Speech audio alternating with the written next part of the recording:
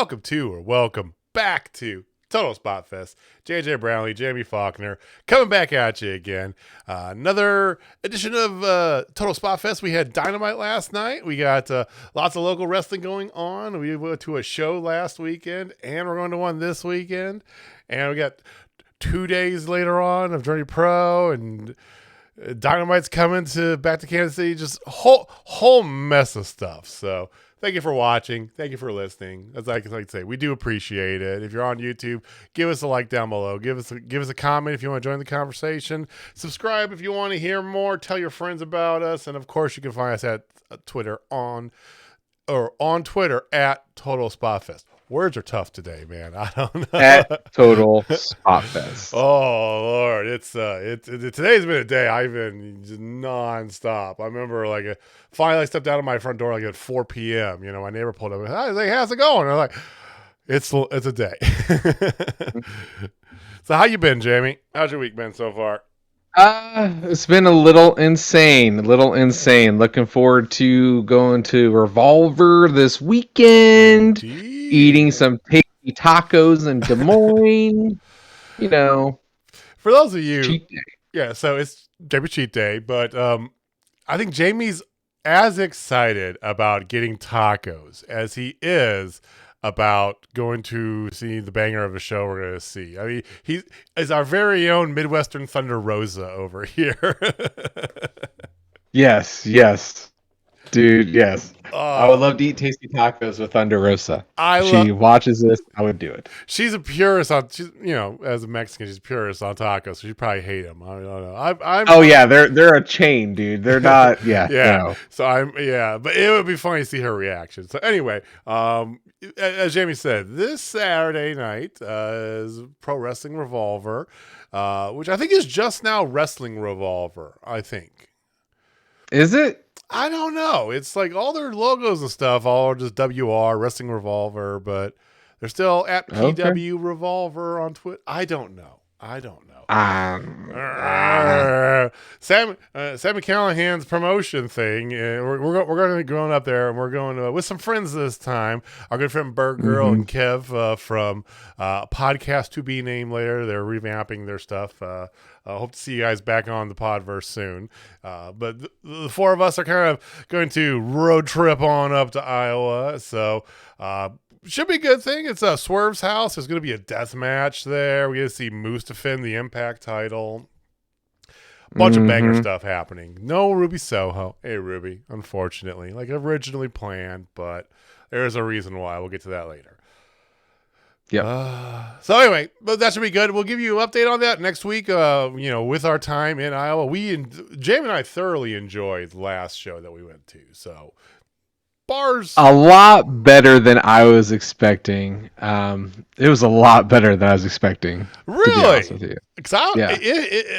It was about what I expected. I expected it to be pretty goddamn good. And so you were expecting it. Your bar was lower. Yeah, because their last show was okay, and this show was just nuts. And it also helped, I think, for me to enjoy it a little bit more was the fact it was Audrey's first show. Okay. Well, we're talking about Revolver, actually. I thought we were talking about... No, I hadn't transitioned to that yet. We were just mentioning... You said the show we just went to, so I'm like, I'm back over to the show we just went to. We went to Revolver last time they were in town, so I said, we had a great time the last time we went. Oh, yeah, that was great. That was banger. That was what I meant. So... As you were saying, though, this past weekend we did go to DWF's latest show, and that's what you were getting at. Okay. So yes, go on from there. Yeah, because he says the latest show we went to, the last show we went to. So I'm actually thought legit the last show. We're professional, y'all. We can do this. Yeah. No, it was. I enjoyed it. Audrey loved it. When we first got there, Audrey was super nervous, which was really funny. Then she stuck out her hands to get high fives for people, and people just missed her because everybody's on the other side because we were like on the entrance ramp, basically. And so she was reach her hand out, and no one would do it when she finally did. Then finally she got her first one, and she was just so excited. But I think the big thing for me from this show was the Howlett's match. Obviously, Howlett's versus Premier. And it made me feel NWL-ish in so many ways. Oh, yeah. Because for Audrey's first show, she got to see a street fight. And not only a street fight, it was bloody, it was messy, it had chairs, it had tables, it had kendo sticks, it had lots of blood, thumbtacks. It had everything you could want in there. And Audrey was just going apeshit. Like, you suck, Premier! You suck! Go Howlett's! It was great. She was full markdom, 100%. So she was marking out pretty hard, and she got a signed autograph from Anaya and Hoodie. Thank you guys, which has already been framed, and she wanted it hung in her room, so it's in her room instead of with the rest of them. That's awesome. Well, I do. And the juxtaposition is, I remember, first of all, it was adorable at first because she was super shy, right? She's what, 6 years old? 7 years old? 7 years old? She's 7 years old, right? So we get up there and she doesn't take like the aisle seat. And I'm like, she's going to want to be on the aisle there so she can slap hands with the wrestlers, right? That lasted all of a match and a half. And she's like, Dad, switch me seats. And I'm like, yep. But, our first NWL, like you hinted at, Besties versus the Foundation, who one of the members of the Foundation is one of the promoters here, one of the bookers, Strider. And it started the exact same way that this match started here, with the team coming out, the faces, if you would, coming out and being...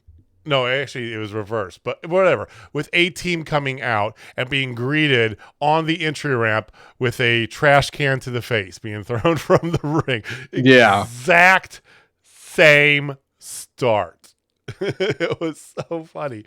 There's some other good stuff too. Matt Fletcher and Camaro, Quadfather Jackson had a fantastic match.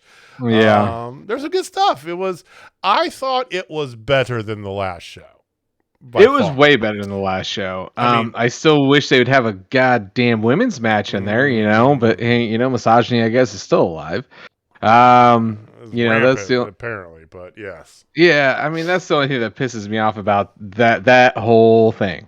They've had one women's match in their entire existence, and that just irritates the shit out of me. I'm with you. It definitely does. That irritates the shit out of me. It's weird because for something, and also when you think about it, for a family-friendly promotion, the match that they had at the end didn't really align. It was very much a Journey Pro type of match we would have seen, right? Oh, yeah. Easter very basket much of thumbtacks, like you made mention, which made JJ. And I remember they pulled it out. I go, oh, that's thumbtacks. That's thumbtacks. And I don't know if it's you or one of the guys around us. Goes, oh, no, that's not thumbtacks. I'm like, oh, I know thumbtacks when I see them. Yes, it sure was. But it was still good. It was good fun. It was, like I said, we were going to give it another shot. And I wanted to give it another. I don't know if we can make the May show just because of schedules being what they were. The next show's on like May 14th. And they rebranded themselves. They're no longer DWF, which to be honest wasn't that good of a name. No. They're now, they resurrected an old Harley Race promotion title, the Central States Wrestling. I don't know how they did that. Central States. That's a good title. That's a very good title, actually. So, okay, there you go. Boom indeed. And speaking of wrestling going on in the center of the country, just a friendly reminder, coming up here in just a couple weeks, 2 weeks from tonight to be exact, is the 2-night spectacular that is the grand opening of the Journey Pro Arena, which we're calling it that regardless of whatever they think it should be called. It's the JPA Agnes, baby. I'm calling it. I just go with Journey Pro Arena. We'll make something. We will definitely make something stick for sure. But tonight, all good things lead into the city. The card just keeps getting even more bonkers. We've already kind of announced most of everything there. I think that earlier this week they announced that it was going to be the Premier versus the Heidi Howitzer, Austin Reddick, and Max the Impaler. Not Max. Max will not be there. Oh, that's right. It was the other member of the War Party. Yeah. Leon. I don't remember his other name, but yeah, Leon something. Anyway, they did a formal announcement. I mean, they released the card, but they've been doing individual match announcements too. So you got, like Darian Bankston, his match, and so. But that was the other big announcement they had. There was a 6-person tag there, so good things with that. Now, we are planning on still ironing out. We don't know if it's going to be next week or the week of, but we're going to have a little preview show with Chris from Journey Pro, so be on the lookout. And while we got him there, I don't know if you saw this today, but maybe we can get his comments on the Missouri Athletic Commission. Did you hear about this? So did, and so pissed. So, yeah, explain it. It just pisses me off. Okay, all right. So Missouri Athletic Commission informed MMA, boxing, pro wrestling, and other like promotions as certain fees were going up, and they would be required to pay $1 for every ticket sold or comped, in addition to the 5% of ticket value they already owe the Missouri Athletic Commission.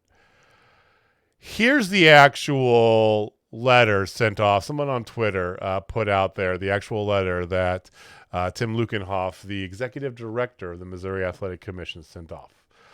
So please be advised that on April 30th, a new rule becomes effective, ironically, immediately after Journey Pro shows, thankfully. Mm-hmm. So, but it's very pertinent, and we bring this up because Journey Pro just signed a lease and bought their own like a wrestling school and arena in Missouri. All permits for professional boxing, professional wrestling, professional full contact karate, MMA, amateur kickboxing, amateur MMA will now be $150 per day per event. Okay, sure. Please note that on July 1st, contestant licenses will increase to $40. It's a 25% increase from $30. So if you're a wrestler and you want to wrestle in Missouri, which you never have before, you need to get a license. That's going up as well. And then second licenses will increase as well. Boxing MMA identification cards will go up, and that's effective July 1st.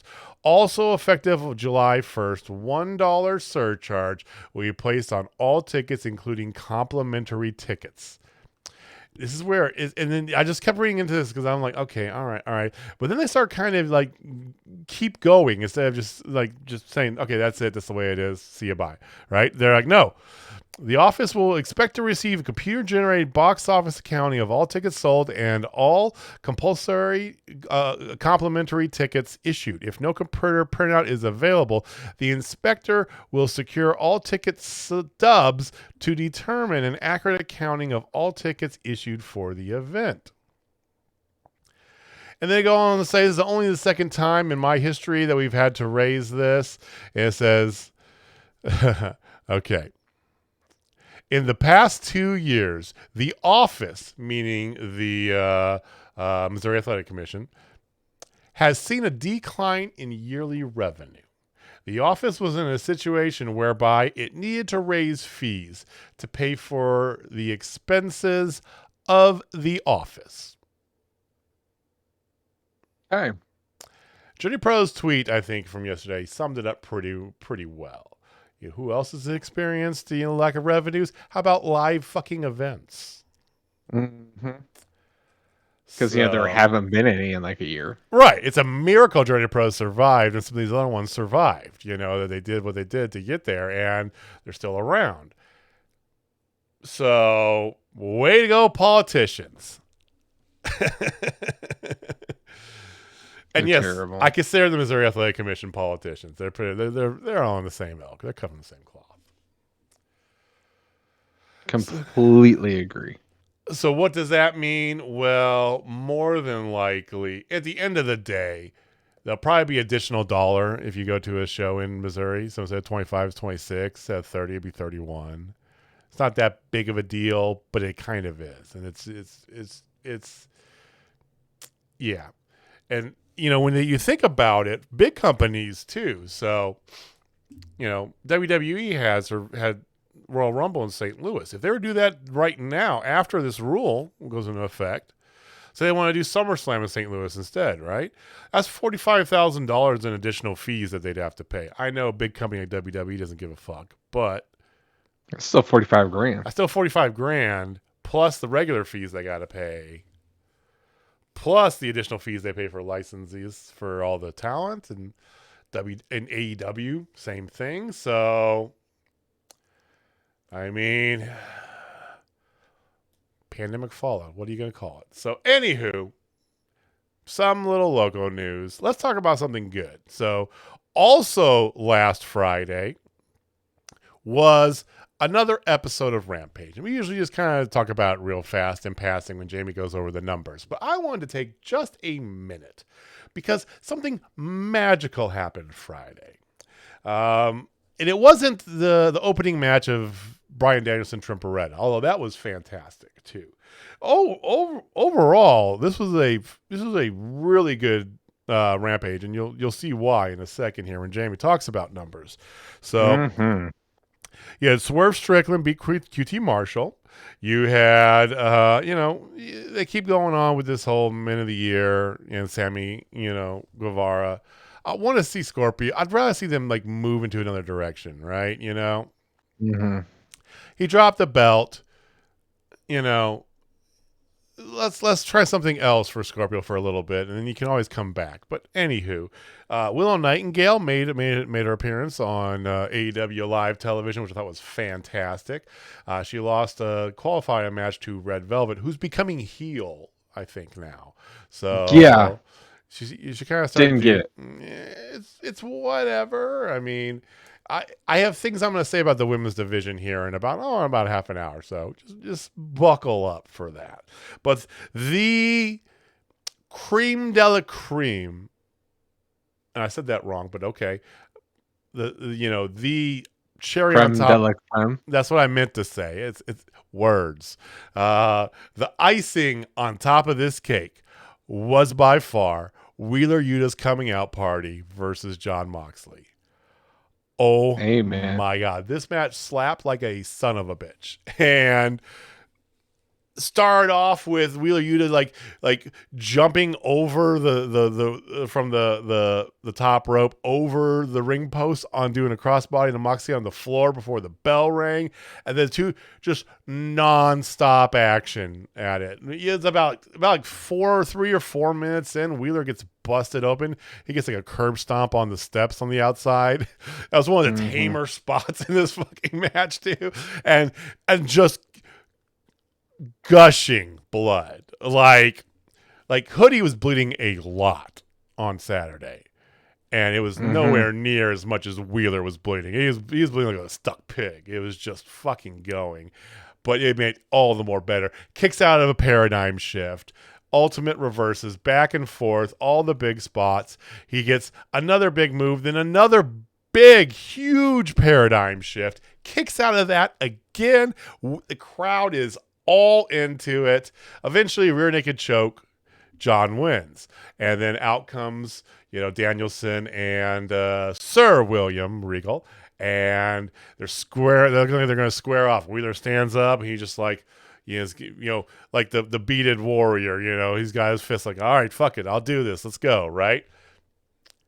And William slicks out his hand and shakes his hand, and Wheeler, in his own blood, writes BCC on his chest. And I'm just like, thank you for finally giving us the Wheeler Yuta that was promised. Yeah, it was the coming out party. A star was born. I just saw Lady Gaga. It happened.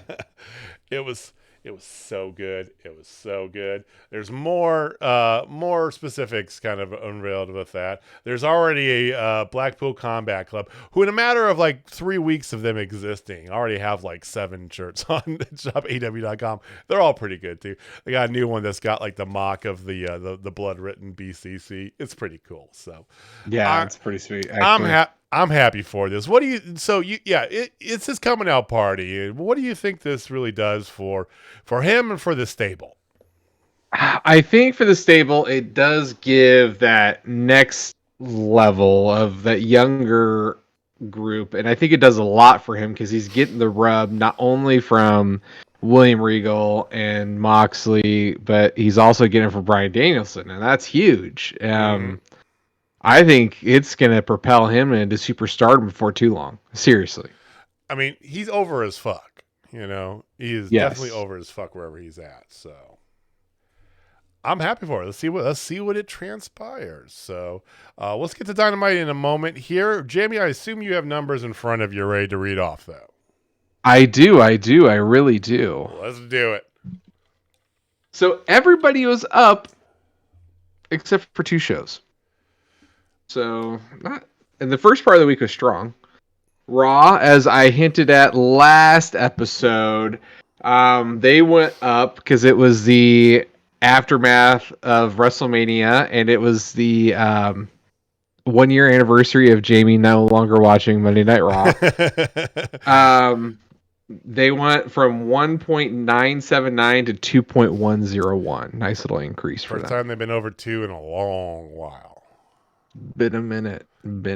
Spoiler alert, it didn't last long. All right. Because it was a dud of a show. NXT was also up. NXT 2.0, I apologize. They went from 626 to 631, so a nice little bump there. Did you see NXT got new belts? Again? So it's the same belts, but like they have, instead of just being gold with like black and is like the regular, like it's got like the colored filling behind the gold part. So it's like because it's the multicolor logo. It doesn't look terrible, honestly. It's fitting for what their brand is, and they didn't do the junky like we assumed they were going to do, like totally revamp the belt with giant multicolored N and X and T. It's still all gold. The straps are still white for women, black for men. It's just like kind of behind the gold. It's got the rainbow-ish sort of thing. So it's all right. It's fine. AEW Dynamite was up slightly, but it was up. Went from 979 to 989. So cool 10,000 people. Consistency. I'm good with it. Yeah, the next one is not consistent at all. Yep. Impact got its taint handed to them. They went from 149 to 89. I mean, it's like these schizophrenic jumps. To be fair, I didn't watch Impact last week either. I had too much stuff I didn't either. So I didn't get around to it. But, I mean, they were just going on this trend here, and they were like 120, 140, right? And then, boom. And they do that all the time. It's like they'll have like some good momentum, then just drop. And then they'll build back up, and they'll drop again. I don't know. We could keep blaming Axis. I don't know. I mean, doesn't hurt at this point. SmackDown was down, which was a little surprising. Interesting. Yeah, not a whole lot. I mean, for most it is, but they went from 2.359 to 2.230. All right, that wasn't that much. So I mean, it's 100K. It's 100K. It's 100K, but yeah, I get what you're saying. But the big winners, for sure, Rampage went from 456 to 600 even. I mean, insane. And it's that Wheeler Yuta match. And then this upcoming Rampage is just as stacked. Like, Jesus. It's even more stacked, I want to say. It's a live Rampage, and it's the lead into the NBA playoffs as well. Mm-hmm. So, here's hoping, although that does make me a little nervous considering the NBA playoffs starting, so Rampage is going to get flopped around a little bit over the next couple months. But Oh, more than likely. Right. Well, and TNT's has, I think they have some of the NHL playoffs because that's getting close to starting here in a week or two. So, all right. Well, we shall see. So this upcoming week's Rampage is fully stacked, and we'll talk about it in a moment. But why don't you just get us into? Let's talk about Dynamite from last night. I've got many thoughts that I know that I want to share, but please, Jamie, take us through Dynamite. It was a solid ass show. And then the ending happened. I felt the show was a little schizophrenic. Yeah, but in a good way. Until the end. For the most part. I have some concern. I have some gripes about the show in total. And I don't know, I'll save them as we go. But the ending is definitely one of them. So for sure, by the way. Yeah. All right. So I'm going to run through the card. CM Punk versus Penta Oscuro. Oscuro, Pentagon Jr. CM Punk wins, but it was a really good match. Actually, I enjoyed the match. The crowd was hot for it too. Woo! The crowd was in. Yes, for this one, the crowd was definitely in for sure, and it was hot. So I have to say, this crowd honestly had my vibe. Does that make sense? It does. Because I'm like, I was in on some of this stuff, and some of it, I'm like, okay. Yeah, I feel they were too. I feel some of it too. Like it was a lot was build up ahead of time that we could run over. It doesn't matter. We're going to go to her end. We're going to do all this. Because of all this, they had 7 matches. One women's match, by the way, which I have more thoughts on.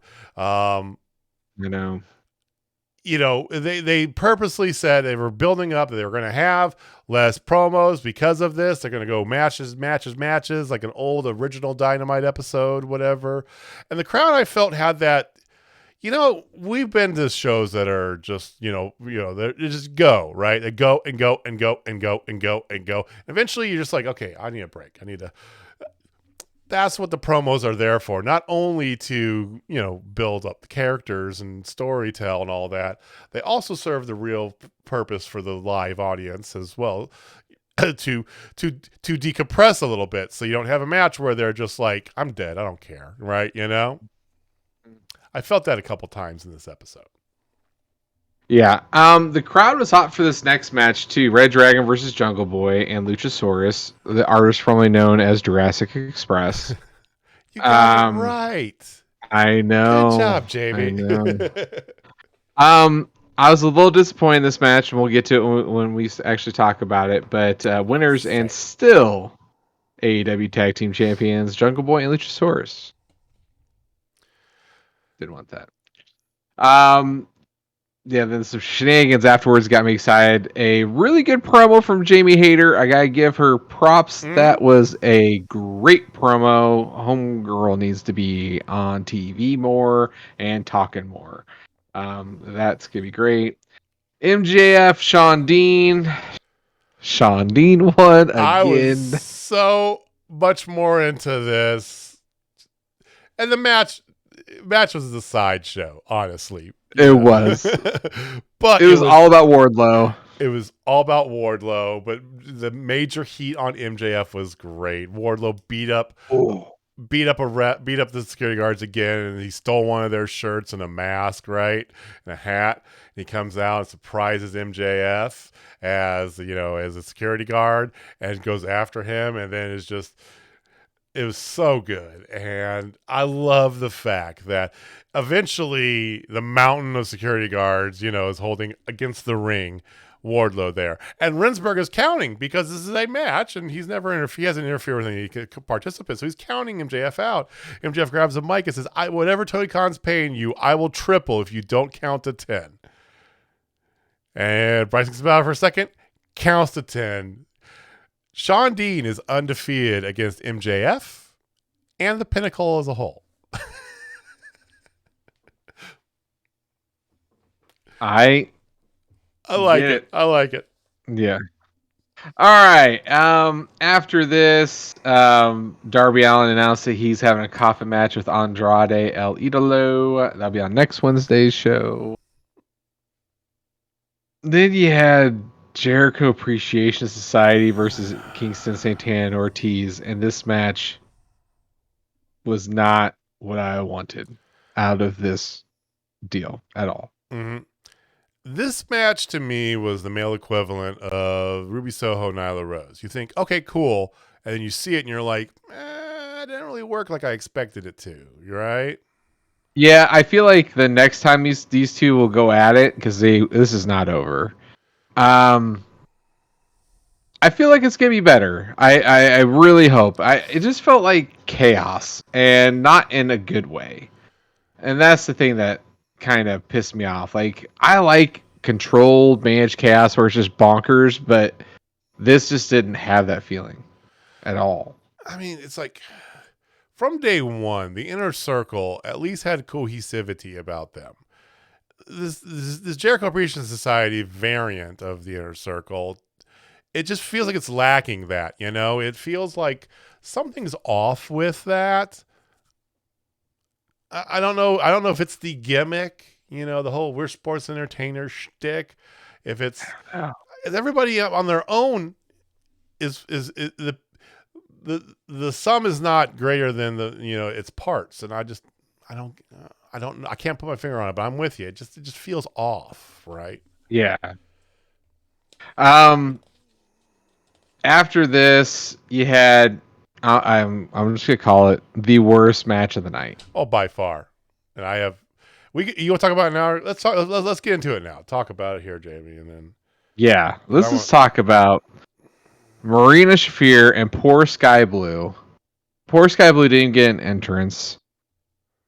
The crowd did not react one bit to Marina Shafir, like at all, like zero, which is the worst. You want some kind of reaction. Mm-hmm. She got crickets. So I mean, I felt bad for her, but the match was just blotchy, and like Blue did a decent job selling, but you could definitely tell it seemed like these two didn't run through anything, because it just did not look good. It did not make Marina Shafir look strong. If anything, it just makes me hope that Athena or somebody else shows up instead of this. Yes. I mean, the whole thing felt, this is our only women's match of the night. Again, I will say that. Okay, you had the Jamie Hayter, Tony Storm promo, you know, version 2, like we talked about. Jamie mentioned earlier. Jamie Hayter looked great. You had a promo later on, you know, that we'll get to, and then you had this, and I don't know, you know, you had 20 men in matches, and you had 2 women, and it felt like they didn't give any thought to this match at all. There's like, just go, do the thing. Oh, yeah, she'll meet you out there. Don't worry about it. Yeah, you guys figure it out. It's fine. That's what it felt like. There was no foresight. There was no thought. The Marina Shafir character we saw on Dark and Elevation, I really liked, right? And she has, in her matches, she was dominant, but she looked good. So I'm not trying to say it's her. It's not Sky Blue. It's some combination of everything here. And I blame Tony Khan, honestly. You know, you promised from day one, women can be equal. They're going to get this representation. You signed all these women, right? You got Tony Storm. You got Ruby Soho. Hey, Ruby. You know, you got, you know, women that you've been, you know, bringing up. You got Serena Deeb, Hikaru Shida. You got Dark Statlander somewhere. You had Red Velvet and Kiera Hogan. Fucking Kiera Hogan, you know, multiple time Impact Tag Champion Kiera Hogan. They're out there in Jade Cargill's baddie section. Oh, yeah. Okay. If you're forming a group with them, cool. Let's see that actually happen instead of this. And then next week they'll be doing something else, because it's like you seem to be focused solely on Jade Cargill, and then the title picture between really Britt Baker and Thunder Rosa. You're just waiting for Britt Baker to come back. That to me feels like that's your only focus. And I don't think that is Tony Khan, but I have no one else to blame but him for this, because Skye Blue is an up-and-comer who has definitely made her name in the indies scene. Marina Shafir has looked fantastic, and you've done a fantastic job video building this up, and fucking nothing. And the match is terrible. Both women sucked. I'm sorry. I'm not blaming either one. I'm blaming both. The whole thing sucked. Yeah. And that pains me, because they have this wealth, and we are big into giving women a chance in women's wrestling, and it's not how you do it. Yeah, I was left very disappointed. But the thing too that got me the most was like how I felt was how the crowd was reacting. Oh my like that was the thing. Like that crowd was beyond silent. They could care less. The only sound you got was from Jade Cargill's baddie section. Yeah, it was like a WWE women's match back in the day. Divas match. It was like a Divas match, but no one cared. Nobody cared. Sorry, that's the bigger problem. You put out there, when you watch Dark Elevation, you see when they have matches with Statlander or even Red Velvet, Ruby, or the Bunny, Penelope. Where the fuck has she been? Anna Jay, Ty. They get reactions, and I can tell you anyway. It came at that point though where the crowd was a little bit. They had two bangers to start, other stuff, had a bunch of things happen, and then this match, and then so you could tell part of it I feel was a little bit of like, okay, this is about time to just relax for a second. But yeah, it was not good. It was not good at all. Yeah. But they totally redeemed themselves with the next match with Powerhouse Hobbs and Ricky Starks' hometown hero, Ricky Starks, and the crowd definitely gave him his due there against Swerve Strickland and the limitless Keith Lee.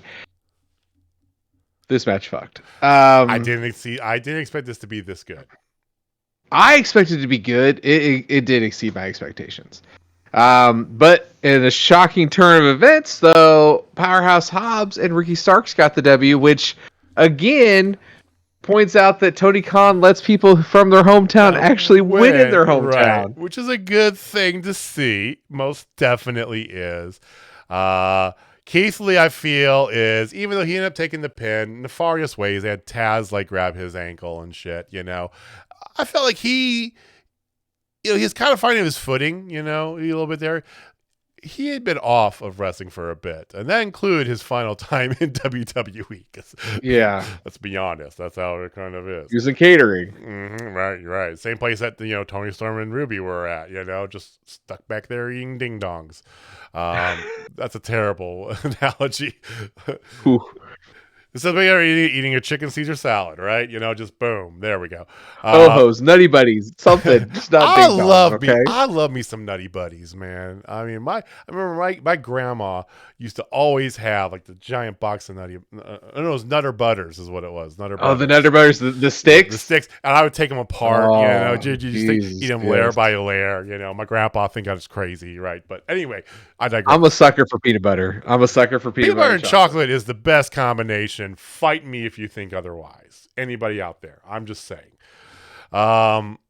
It was a lot good, but anyway, he feels like he's coming out of his shell a little bit more. Maybe knocking more of that rust off.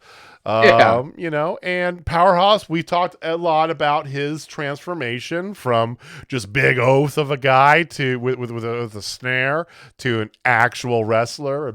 So it was good stuff. And he's more shredded than Julian Sao, man. He's cut. Yeah, he's doing the damn thing. So before we get to the main event, which I know we're saving for the end there, do you want to circle back and talk about some of the... I want to talk about the opening match, because it was between these two, but I think the opener was by far my match of the night. I don't want to say by far. I want to say it was my match of the night. Let me put it that way. Really? I was into Punk and Penta. I was into it just as much as the crowd was. And for a former Punk hater, wow. I mean, I'm a longtime Penta fanboy, but I am too. Yeah. Once again, you know, I didn't watch. I liked Punk in Ring of Honor. You know, I didn't like his character in WWE. And that's around the time that I stopped watching WWE. So I didn't see a lot of his stuff. I didn't see the pipe bomb, you know, as it happened. I didn't see a lot of that because I just gave up on WWE at the time. I was watching other shit. So it is what it is. But, you know, I've always, you know, I like this Punk because this Punk here is much more like it's almost more like the evolution of his Ring of Honor character, right? But him and Penta, that match was good. That match is really good. Yeah, no, there was one botch, but they both played it off very well. You know, if I was going to be that guy, crowd was beyond into it. I mean, there was just so many things that went on in this match.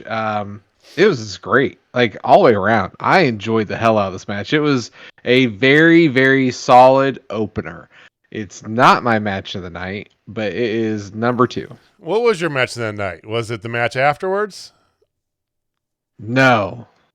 Was it Hobbs? It was Hobbs and Starks. Yeah, okay. Yeah. That match was just a spot fest. Like doing a moonsault off of Keith Lee's chest, for crying out loud, and then a Canadian DDT. Did you see that variant? Yeah, he called it something. They called it a flipping DDT, but it's basically a Canadian destroyer, but a DDT instead. It was amazing looking, you know? It looks so good. But I would be remiss, though. I would be remiss if we do not talk about one thing. What's that? And this is for Heather, obviously. Oh, the Malachi? Yep. Well, the Malachi Black promo. I want to circle back to Red Dragon for a second, but let's talk about Malachi because I know who he's talking about. Let's get to it then. Go. Hat on. It's easy. Julia. It's got to be Julia. Julia has to be, you know? Not Julia Gulia for all of you Wedding Singer fans. No, Julia Hart. It's got to be her because the crowd's reacting to her now. And just like he said, the house giveth and the house taketh away. It's exactly that. He's saying that. And why am I the one here? Because I want you to be afraid of the shadows. And like she has, yeah. I mean, I was hoping that he would say something because he talked about how if you rip open his, I was hoping he'd say something about a black heart in there because that would really be on the head, right? But he said if you were to rip apart from my throat and tear it out, be filled with razor blades and stuff, and I go, oh god, you know. So I was listening like so intently to it, trying to catch the references, and I know I still probably missed like half of them, and Heather will let us know what they were down below in the comments section, but. I love, as much as I love Malachi in the ring, and I do, trust me, I always have since the first time I saw him, and then Aleister Black, and then, you know, I do, but I love him on the mic, modern Aleister, even about as much. It's such a treasure. Mm-hmm. One of the best creative minds in wrestling, end of sentence, move on. If anybody thinks differently, they can just go F themselves. Right. Red Dragon and Jurassic Express. You said you had some qualms about that, and I did too. Why don't you display your displeasures in front of the world? This is easy for me. Why I'm not happy with this. The wrong team won. You are 100% correct. That's it. Nothing against Jungle Boy and Luchasaurus. It's time. And it makes so much more sense for it to go to Red Dragon. Makes so much more sense. It makes a world of sense. I feel like, you know, all this was done in preparation to prop Jungle Boy up for his inevitable, you know, singles run, whatever, you know. And Jurassic Express doesn't put on a bad match. I can't remember a bad match they've had. It's nothing against them as a tag team. I don't know what I don't know what they're doing with them. You know, it just kind of feels like who are they feuding with? Are they gonna keep fighting Red Dragon for the titles and beat them 85 times, like all John Cena and Kurt Angle from 2009? I mean, what the fuck are we doing with this? You know? Yeah, I don't get it. Like this is the wrong team. It's got the wrong kid died. The only thought I have is that maybe it's just like they're wanting to put it on FTR, because FTR did come out afterwards and standoff, and they kind of got into it with Red Dragon. Which, hey, if Red Dragon won that tag belt, that'd be a fantastic path to go down. Red Dragon versus FTR. Just saying. I would love to see that again. But I'm AEW ring though. Maybe they're gonna put those belts on FTR as well, so they'll hold 3 times. I don't know. I don't know what they're doing with Jurassic Express. That's my problem with that. I don't know. I don't know. They for the longest time so far have felt like the interim champion. They really do. They really do. And I hate to say this. I mean, Adam Page kind of feels a little bit that way too. No. So, again, with Adam Page, it's been about the chase. And he was off TV for a while. They didn't really have anything set up for him. And that was the problem. AEW did not set him up well. But now you have Adam Cole.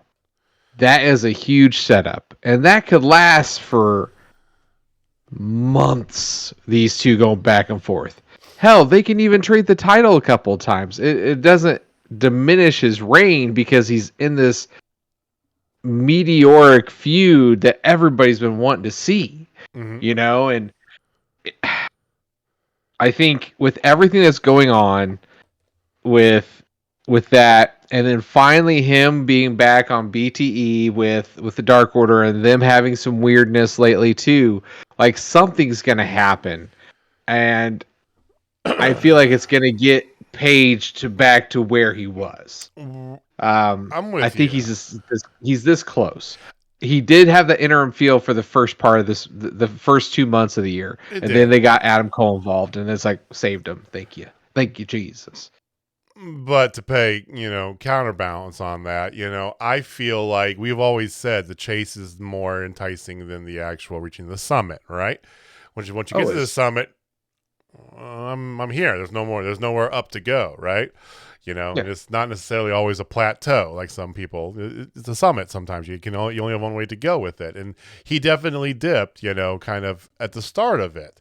Matches never suffered. He has some great ones, even against that, out of nowhere Lance Archer death match, was fantastic and things like that.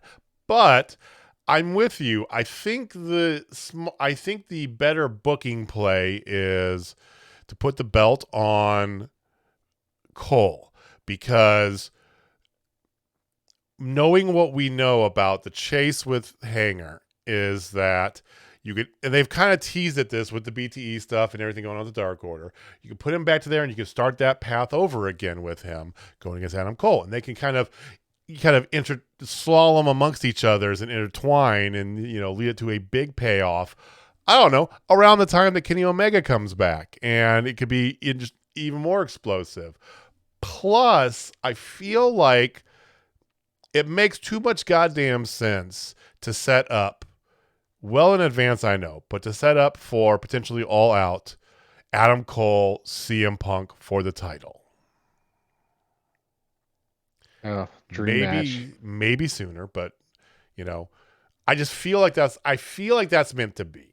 And if Cole loses again on Friday in the death match, or Texas death match, not a real death match, but in a Texas death match to Page, I can't justify him being in that hunt for the interim. And then you've got wasted momentum, because he has all the momentum in the world right now. I feel like it's time to put the belt on him. And I think that does better for Hangman's character. I do too. I just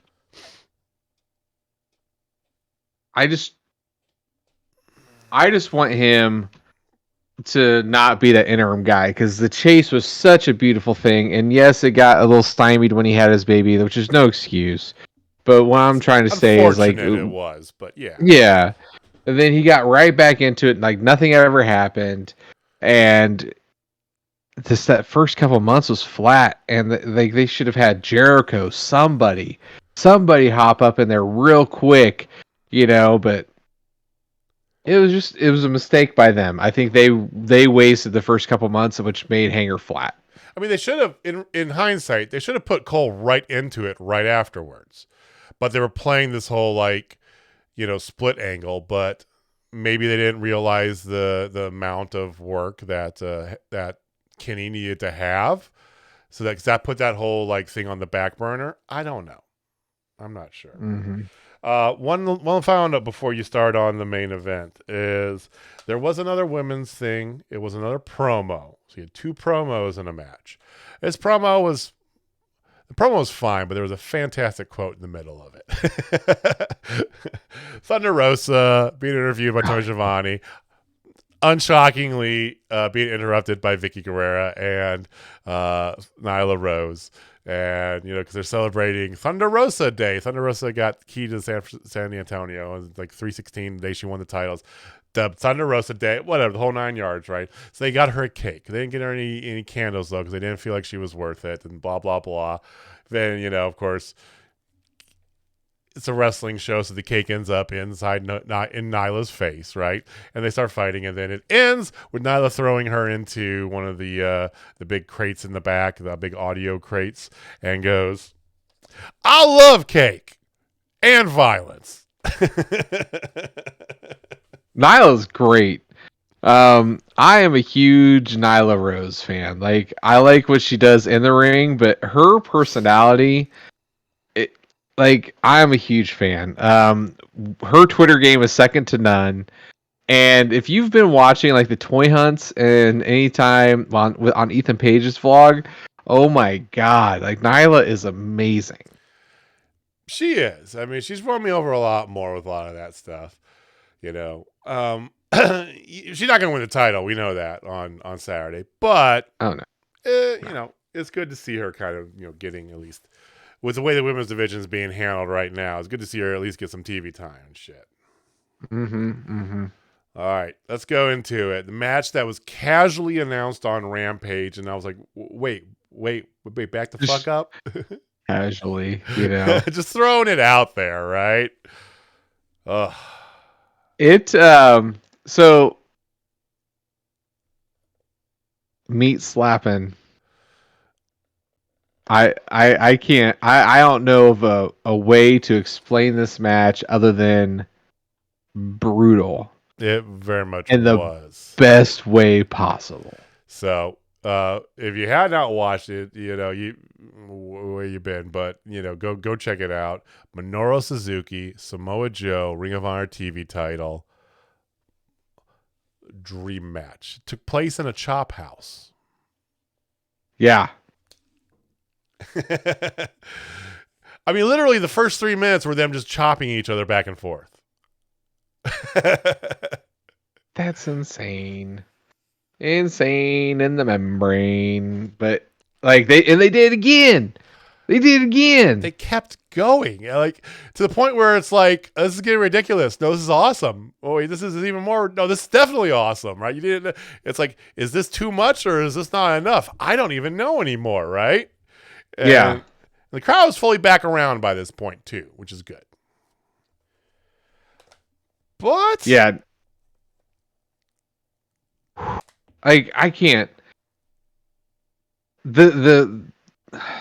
How can I put this in a way? This match was something that I never knew I needed in my life until it happened. When it was announced, when it was announced, I'm just like, I didn't even know that was possible. But now I want nothing more than that, right? Yeah, and the match was great. It wasn't that long. It really wasn't. We got a muscle buster finisher, which made me happy. Mm-hmm.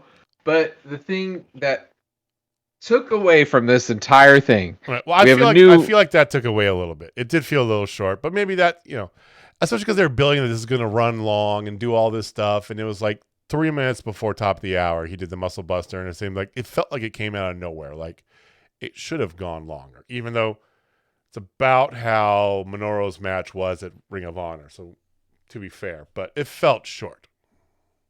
Yeah, It really did. But we got the Muscle Buster. He wins. You have a new world TV champion for Ring of Honor in Samoa Joe. And this, I feel like this move coincides with what happens now. Coincides with the big announcement next week. I really believe this. I 100% agree. Yes. So after the match, Jay Lethal and Sanjay Dutt, former proteges of Samoa Joe and friends, obviously from back in the day in Ring of Honor and in Impact, they come out. They have a present for him. Jay Lethal opens it up. It's his hand. He flips him the bird, and then lights turn out. People instantly think. Not what was happening. No, let's go out a wrestling show. You get a big surprise coming. And before we get to that, to this point, I'm fine with everything. I really am. Yeah. Because they've set this up at Supercard of Honor last week on Dynamite. They're obviously going to be anchoring, these are two Ring of Honor staples, Samoa Joe and, Jay Lethal, different eras, but two Ring of Honor staples. They're also going to be anchoring the show that Tony is going to announce next week, the Ring of Honor weekly TV show, which we know that's what it's going to be, right? I mean, it's got to fucking be that. I'm good with all that. Maybe it's not the biggest, most big pop. It feels like a lot of this is kind of setting up to get Ring of Honor going so that he can move some stuff away to clear up this. Hopefully that improves the women's division, you fucking motherfucker. So I'm still mad about that. It's just terrible. Yeah. But then it goes black. So up to the black, I'm like, all right, this is fine. I can get behind this. They said cool. And then I thought Malachi Black maybe. Like, maybe it'll be Malachi. Maybe somebody, Jonathan Gresham. Maybe, I don't know, somebody who else is out there that could be Ring of Honor available. Or somebody coming in, I mean, not Cesaro, not Johnny Gargano, but, I mean, who could, but it could be maybe someone else debuting. And I was like, I didn't know No. It was lights turn on as Great Khali Jr. His name is Satnam Singh Bamara. He was a former NBA player.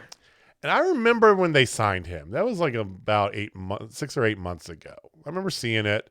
I go, who is that? They said, well, it's developmental talent, that guy. It's this guy. He's like 7 foot tall. He's a former NBA draft pick drafted it into the NBA and blah, blah, blah. And from India. Like, okay, cool. Right. Somebody down the road, right?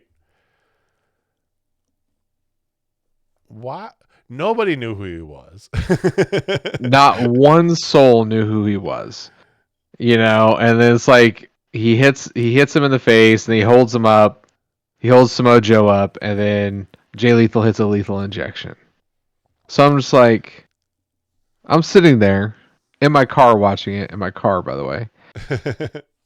I'm like, wow, that was really disappointing for what, for the most part, was a pretty solid show other than the women's match. Right. Like, it had that level to me. Like, it tainted this match so much.